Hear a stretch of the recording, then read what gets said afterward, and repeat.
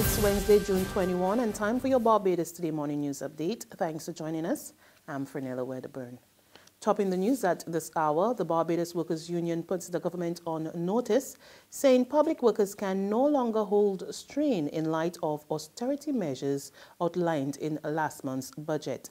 In fact, BWU General Secretary Tony Moore says no action is off the table as long as she had a mandate from the workers to agitate on their behalf.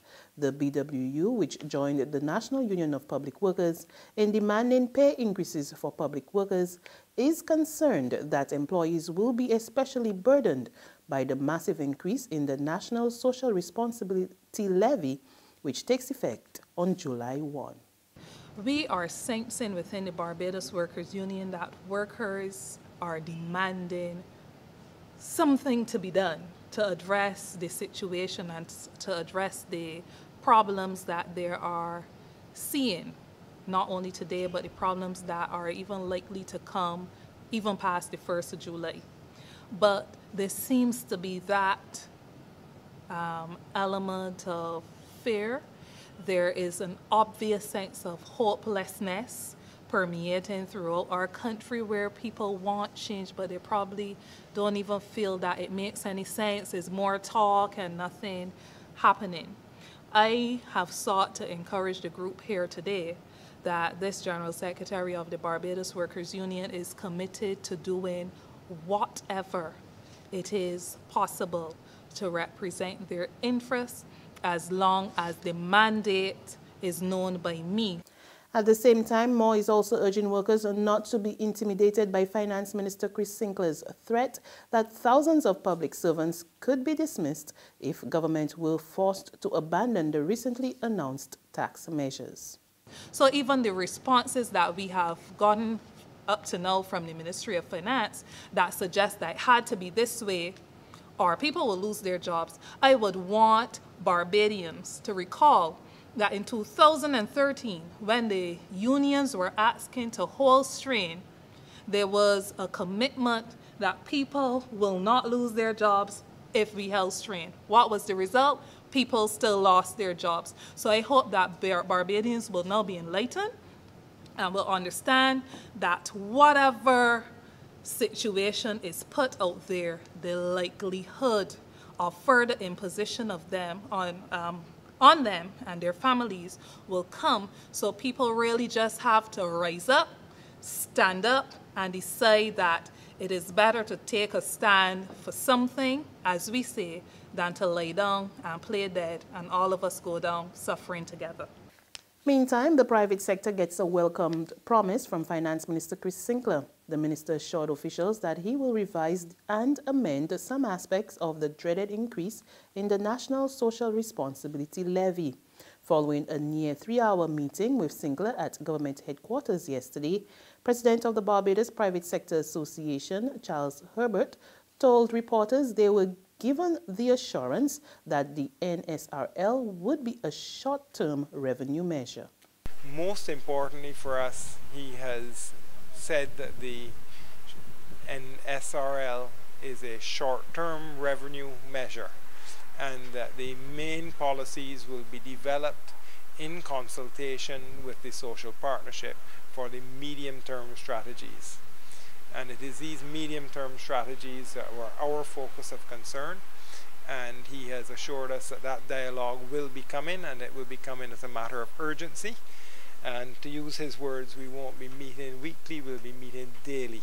So he has assured us of significant dialogue and involvement.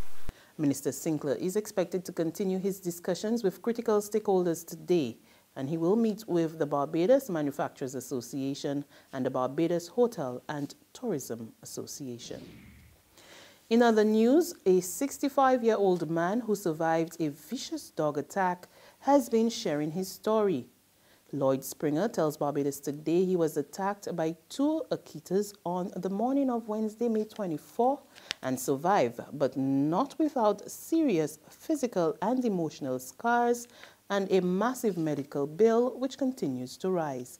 Mr. Springer says he was on his way to train for the Run Barbados Half Marathon when the dogs launched their attack.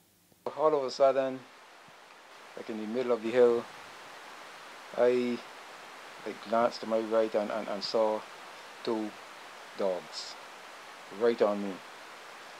They knocked me to the ground, and I was more or less like fighting for my life, you know. So I was on my back, and I got some bruises to my elbows. Next morning I realized that my back and so on was sore. But the dogs were just biting at my foot, and I was kicking and screaming. There was a neighbor in the patio who was screaming as well, but to no avail.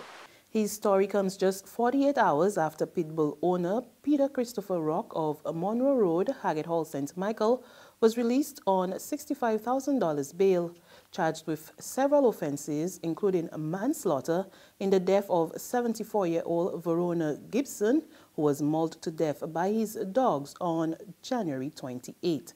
Mr. Springer says the attack has left him fearful of venturing out on the road for his morning run. I am extremely concerned about the safety of the general public,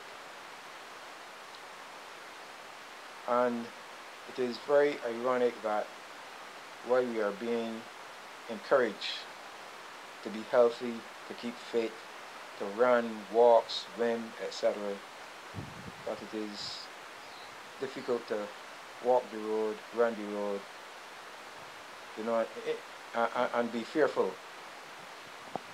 Emotionally, I am concerned about how will I be when I start back running. Will I be able to run fearlessly? Will I be able to run the hills? Will I be able to run without looking wrong all the time, thinking that I might be attacked? So I would want the general public, and I'm constantly told that there are persons who would have stopped exercising early on mornings because of the woman being killed. Persons who are now walking with stakes and umbrellas, you know, trying to protect themselves. But you can't really run with a stake. There's regional and international news after this short break. Good morning, Phillips & Company, may I help? Oh, certainly. One moment, please. Miss Phillips? Yeah? There's a lady on the line from the Nation newspaper who would like to speak with you. The Nation? Will she go on? Well, they're trying to sell us some ads. Look, don't make me laugh this morning. Ads in the Nation? They're real expensive, and for one here, nobody ain't buying them papers no more. Nobody ain't want to steal news. I hear reading Barbados today online for free. So I tell she thanks for calling, but no thanks. We just advertising Barbados Today, families. Tell she is Barbados Today all the way. Okay, I'll pass on the message. Mom, are you still there? Oh, she put down. The Barbados Today, news you can trust. We continue with developments from our regional neighbors. The 2017-2018 budget put forward by the Bahamas government lacks vision. And not only that, the opposition leader, Philip Davis, says the Gov't Minister administration is on the wrong track when it comes to its plans of handling the public purse. Speaker, it gives me no pleasure to conclude that this budget is severely lacking. It is defective in two main respects. Firstly, it betrays the fact that this FNM government still has no vision, still has no policies, and still has no plan. The opposition leader tells his parliamentary colleagues this budget brings no relief to the poor. Is this: if the proverbial cupboards are bare, as the member of East Grant, Bahamas said, then why is the government finding it necessary to offer such generous tax rebates to the wealthy and those most able to pay taxes? It will be of interest to know what factors were taken into account when the decision was taken, and whether any representations were made by any of the businesses with turnover over $50 million. Mr. Davis says the former administration, Progressive Liberal Party government, left the Free National Movement and economy on the right path. Simply put, we did not leave the economy in a wheelchair. And further afield, 17 children have been paralyzed by polio following an outbreak of the disease in Syria. That's according to officials from the World Health Organization, who described the situation as very serious. Earlier this month, the agency reported 2 polio cases in the Mayadin area. Now, some 14 new cases have been confirmed in the same area, while another was recorded in Rakhine province. It is the first re-emergence of polio in the war-torn country since 2014. The highly infectious disease, which is caused by a virus, mainly affects children under the age of 5. And on that note, we come to the end of our news update, but there is more on our website at www.barbadostoday.bb. You can also subscribe to our e-paper, email updates, and like us on Facebook. We're also on Izumi Media in bus terminals and screenplay at supermarkets and gas stations near you, or you can tune into Mix 96.9 FM for the very latest. I'm Fernella Wedderburn.